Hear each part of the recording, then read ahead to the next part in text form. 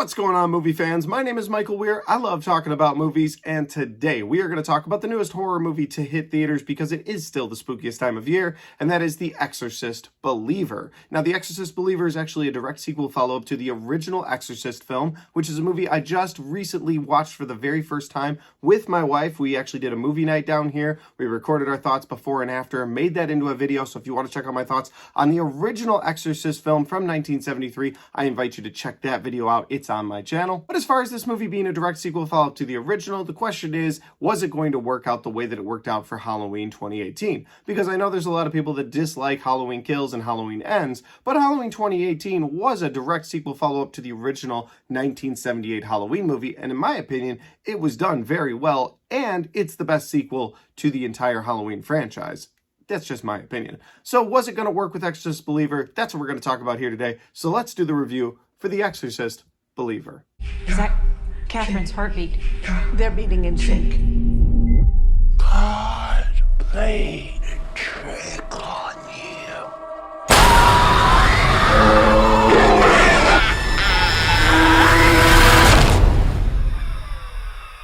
And so guys, The Exorcist Believer is directed by David Gordon Green, and that's not much of a surprise because Blumhouse/Universal bought the rights to Exorcist just like they bought the rights to Halloween, so it kind of makes sense that they grabbed their Halloween trilogy director to make this Exorcist film. The movie also does another Halloween 2018 trope where they bring back legacy characters. It's something that horror movies are able to do because most of those people are still alive, and so they just bring them back and they're like, hey, remember her from the first movie? Well, now she's this. And that's what they did with Jamie Lee Curtis as the final girl and Laurie Strode of the Halloween franchise. They brought her in and made her front and center versus Michael. In this movie, they bring in Ellen Burstyn, reprising her role as Chris McNeil, the mother from the original Exorcist film, and so they're able to tie her into this franchise, and that is the very, very loose way they tie The Exorcist to The Exorcist Believer. Other than her character, you would just think this is another exorcism movie. That's not necessarily a negative or a positive. It's just something I wanted to point out that I noticed. I was like, yeah, if you took her out of this movie, it would just be an exorcism movie.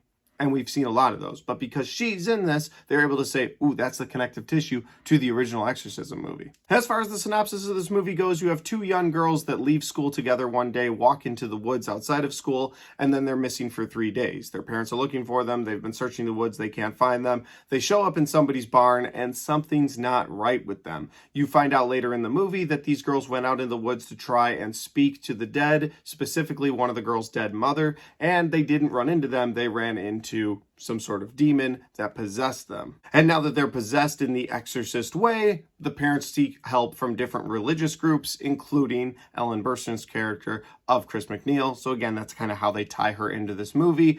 And you find out in this movie that her daughter Reagan, the original girl that was possessed in those movies, no longer speaks to her mother because she wrote a book on it. And so they have that little bit of tension there. So you don't get to see Reagan in the events of this movie, but you do get her mother. And that's pretty much the best setup I can give for you. If that sounds like a decent movie, you should go check out The Exorcist Believer in theaters because there were some good jump scares. I enjoyed it, and it was nice being in a dark theater for it. I recommend it. But with that said, let's get into my likes and my dislikes. My first like for this movie is going to be that the movie actually gives you a reason for the possession. Now, I'm not trying to knock on the original too hard because, again, that's where we get most of our original exorcist tropes from, and so other movies, sure, they've had time to do it better or do it differently throughout the years, throw twists on it. So when I finally watched the original Exorcist from 1973, 50 years later myself, I was like, all right, those tropes, I get where they came from, but this movie didn't really do it for me.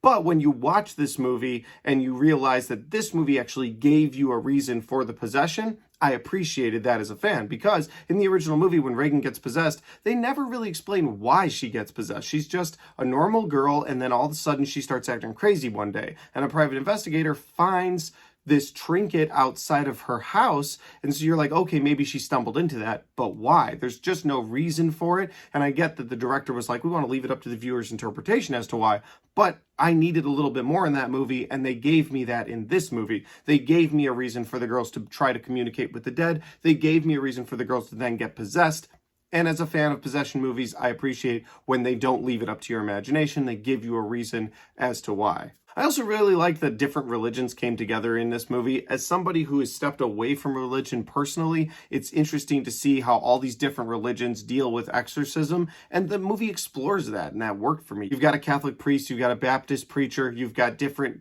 religious organizations coming together in this movie to all fight the demons in the last act. And there was just something unique and different about that, because usually it's, oh, well, the Catholic Church is going to do this, and so the Catholic Church did this. Oh, well, this is a Southern Baptist exorcism movie, so you're going to have a Southern Baptist guy. Or actually, this is a movie that takes place in another country, so you've got just a different group of people that can do the exorcism. And so they kind of bring all of those different religions and cultures together to fight this thing, and that was pretty neat for me. I like that. That was an interesting concept that I don't think we've seen before, and while I know a lot of people don't like how that third act ultimately goes, and a lot of people online are talking about how bad this movie is, I respect the movie for giving me a reason for the exorcism, and then giving me something new in an exorcism movie where you see multiple different religions sort of band together like the religious Avengers. It worked for me. My only real dislike for this movie is there's absolutely no reason for the shoehorned legacy character. I don't think anybody was out there going, why isn't Ellen Burstyn in more exorcism movies? What's going on there?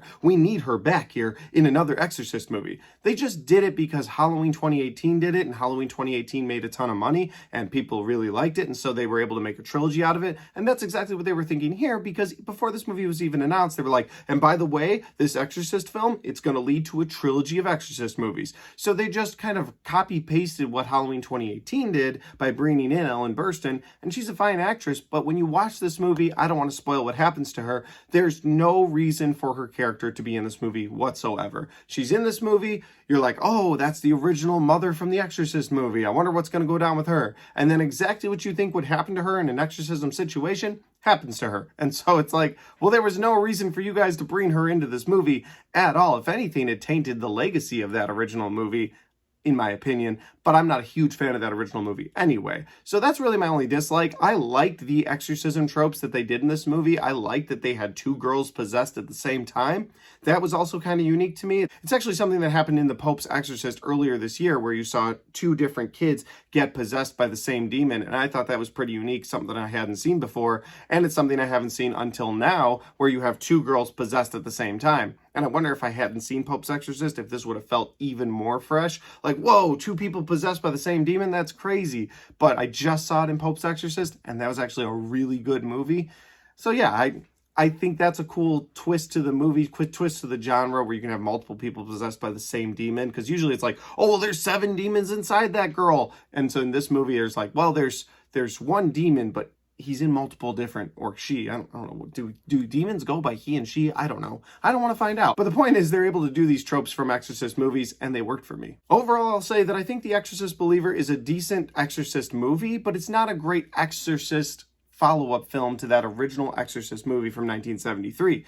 What I mean by that is that Halloween 2018 was a great follow-up to that original Halloween 1978. You could watch that original Halloween 1978 movie, and you could jump right to 2018 and watch that and feel like you're watching a sequel that actually connects. Whereas this movie just doesn't feel like it connects to that original movie, and I think that's where a lot of the hate for this movie is coming in from online. Just personally, I think that if you're a huge fan of that original Exorcist film, you won't connect with this movie in any way. And I think that if you're a huge genre exorcism fan, I don't think this movie's going to really connect with you, because they just do the normal Exorcist things with a few twists, like the different religions coming together. I thought that was cool. But yeah, I don't think you'll resonate with you very much. And so I think that, like, for somebody like me who's just a casual fan of the exorcism genre, it's fine. To me, it's fine. It's a good movie. I enjoyed it. It's a movie that I might put on my shelves back there one day. And I totally understand that I might be in the minority of people that actually enjoyed this movie this weekend, but that's okay, because those are my opinions, and that's my review for The Exorcist Believer.